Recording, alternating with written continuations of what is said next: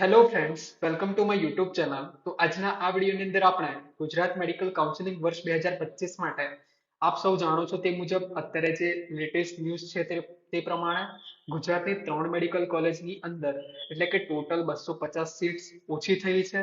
તેની અંદર સૌથી પ્રથમ સ્વામિનારાયણ મેડિકલ કોલેજની કેટલી સીટ બ્લોક કેમ થઈ છે તેના વિશે માહિતી મેળવીશું. સાથે સાથે શાંતાબાની અંદર 50 સીટ કેમ ઓછી થઈ છે તેના વિશે માહિતી મેળવીશું.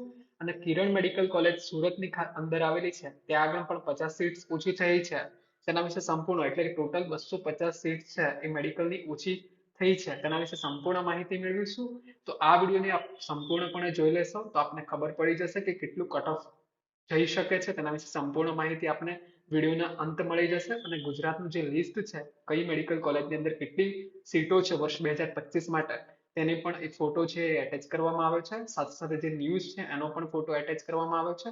તો ચાલો વિડીયોની શરૂઆત કરીએ. તો સૌથી પ્રથમ જે વિદ્યાર્થીઓ અમારા વોટ્સઅપ ગ્રુપની અંદર જોઈન નથી એ વિદ્યાર્થીઓ આ જે વિડીયો છે એના કમેન્ટ સેક્શનની અંદર વોટ્સઅપ ગ્રુપની લિંક આપેલી છે ત્યાંથી વિદ્યાર્થીઓ જોઈન કરી શકે છે.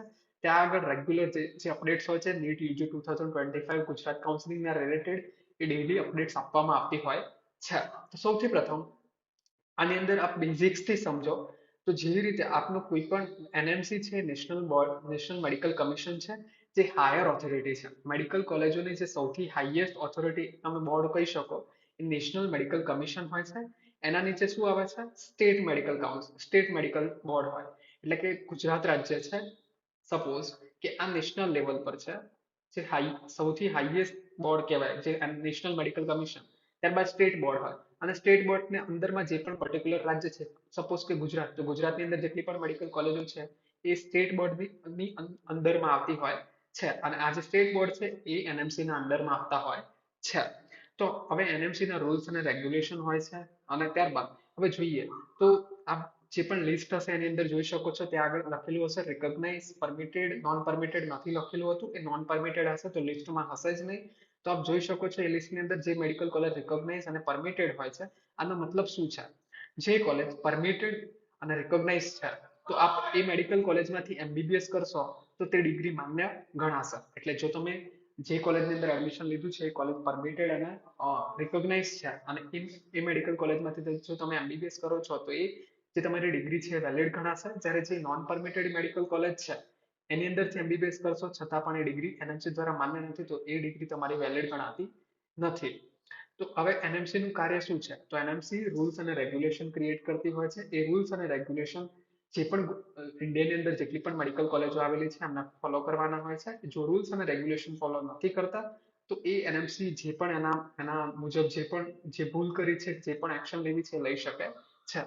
તો એનએમસી એનું કાર્ય શું છે રૂલ્સ અને રેગ્યુલેશન બનાવવાના અને ફોલો કરાવડાવવાના ઇન્ડિયાની અંદર જેટલી પણ મેડિકલ કોલેજો આવેલી છે એના દર 2-3 વર્ષે દરેક મેડિકલ કોલેજનું એનએમસી દરેક કોલેજનું ઇન્સ્પેક્શન કરતી હોય છે. અને એમના રૂલ્સ રેગ્યુલેશન જે એમના અંડરમાં આવેલી છે તો અનુસરશે. જો એ રૂલ્સ નથી ફોલો કરતા તો એ પ્રમાણે રિમૂવ પણ કરી શકે છે. અને આ વર્ષે આપ જાણો છો તે મુજબ ગુજરાતની સ્વામિનારાયણ મેડિકલ કોલેજ છે એની 150 સીટો છે એ બ્લોક કરવામાં આવી છે. એનું કારણ પણ એટલે એ ચોઇસ ફિલિંગમાં પણ તમને દેખાશે નહીં કોઈ પણ રાઉન્ડની અંદર 150 સીટ છે બ્લોક કરવામાં આવી છે. એનું કારણ આપ સૌ જાણો છો તે મુજબ કૌભાંડની અંદર સ્વામિનારાયણ મેડિકલ કોલેજની જે હતી એ પકડાયેલી છે. સાથે સાથે હવે તમને પ્રશ્ન હશે કે ગુજરાતની બીજી 2 મેડિકલ કોલેજો છે આ માહિતી તમે ઉપર વાંચી શકો છો. જ્યારે ગુજરાતની બીજી 2 શાંતાબા અને કિરણ મેડિકલ કોલેજ છે એની અંદર 50-50 મેડિકલ કોલેજો કેમ ઓછી થઈ છે એટલે ટોટલ 250 સીટ. હવે ટોટલ 6,900 હતી લાસ્ટ યર હવે 250 ઓછી થઈ એટલે 6,650 આ વર્ષે મેડિકલની સીટ્સ છે. હવે શાંતાબા અને કિરણ મેડિકલ કોલેજ કેમ ઓછી થઈ છે હવે કોઈ પણ મેડિકલ કોલેજને અપ્રુવલ મળી હોય ત્યારબાદ એને અમુક ક્રાઇટેરિયાની અંદર ફિટ થવું પડે.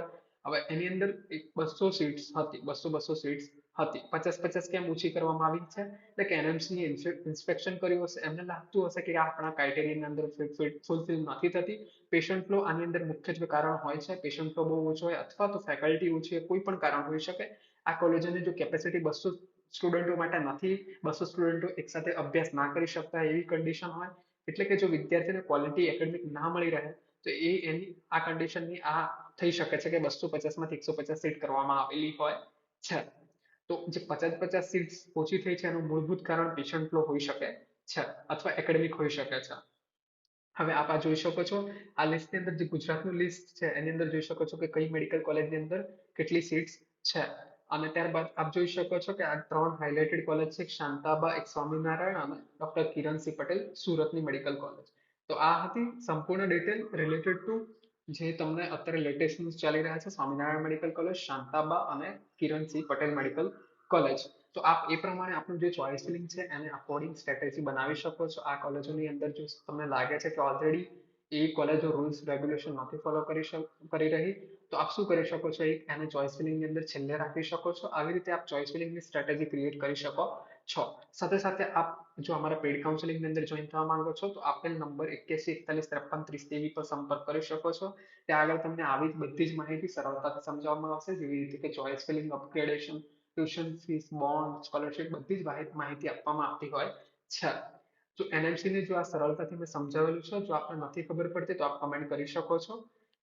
તો આ હતી સંપૂર્ણ ડિટેલ રિલેટેડ ટુ જે લેટેસ્ટ ન્યૂઝ ચાલી રહ્યા છે તેના રિલેટેડ. જો આ વિડીયો આપને પસંદ આવે છે તો પોતાના મિત્રો સાથે શેર કરવાનું ભૂલશો નહીં અને ચેનલને સબસ્ક્રાઇબ કરવાનું ભૂલશો નહીં. Thank you for watching till the and.